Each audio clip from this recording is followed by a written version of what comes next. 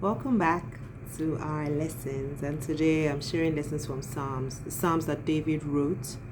Well, I was going to say allegedly, but I don't know if they use allegedly when it comes to the Bible, but supposedly wrote when he was, doing this whole Absalom rebellion time.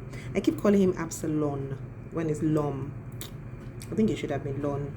That guy he was such a bad son, even though he was handsome and everything. Anyway, in Psalm 5, David prayed for guidance. He called out to the Lord and patiently waits for his answer. He calls out God's delight in righteousness and hate for evil and iniquity. Mercy defines his unfailing love and covenant loyalty. Experiencing God's mercy is a benefit of having faith in him. Joy, protection, and blessings surround those who put their faith in God. And these are all the lessons that I learned from there. Like I didn't, go through the Psalms verse by verse. In Psalm 38, that it was the superscript was a prayer in time of discipline by David. And he wrote this when he felt isolated from God, his family, and friends in his suffering. He was apparently ill and attributed his suffering as God chastising him. He saw a direct connection between his suffering and sin, which had overwhelmed him completely. He felt even more alienated by the presence of strong enemies.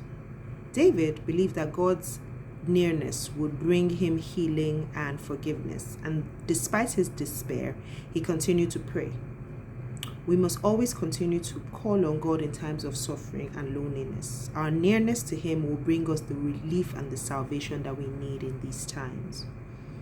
In Psalm 41, the psalm started with a beatitude, highlighting the blessings on people who gave attention to the poor and regarded the weak.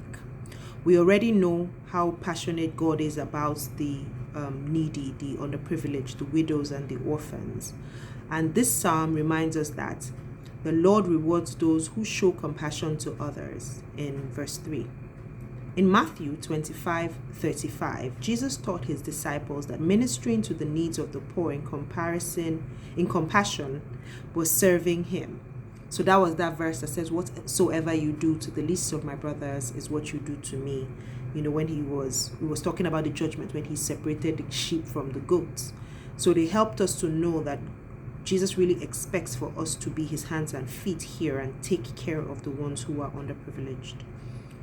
David bemoans his plight, back to David, in the presence of his enemies and betrayal of his closest friends, and as a result, of his sickness and his weakness. So because he was weak and he was sick, he was going through betrayals and suffering. He calls out to God to be merciful and to restore him so that he may repay them. Now, in the final Psalm 42, David expresses a thirsting for God while in trouble and in exile. The first line of this psalm is a popular song, and it reminds me of childhood. And every time I read it, it always takes me back to just a certain period in my life, and it's that. As the deer panteth for the water, so my soul runneth after thee. And yeah, it's just such a wonderful song, and to know that it came from this psalm was very comforting to me when I read it.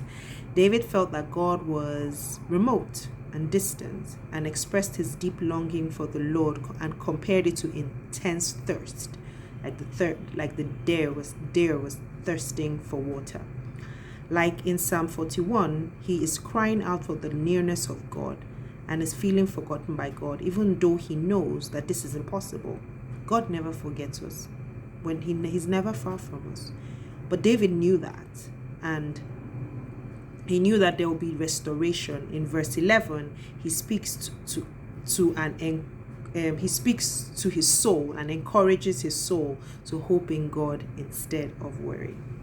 Now here's my hashtag getting to know God lesson. All who belong to God experience dark times when God seems absent, just as David did in these Psalms. And in those times, we long for the reassurance of his presence and his nearness to us. These Psalms, that's Psalms 41 and 2, 41 and 42, provide guidance for those times. So if you find yourself in a time where you feel like God is far, meditate on the words of these Psalms.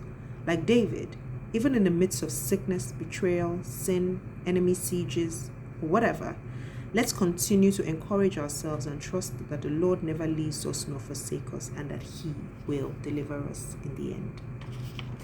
Thank you for joining me today. Tomorrow we'll be back to 2 Samuel, and I can't wait to see you. Have a lovely day.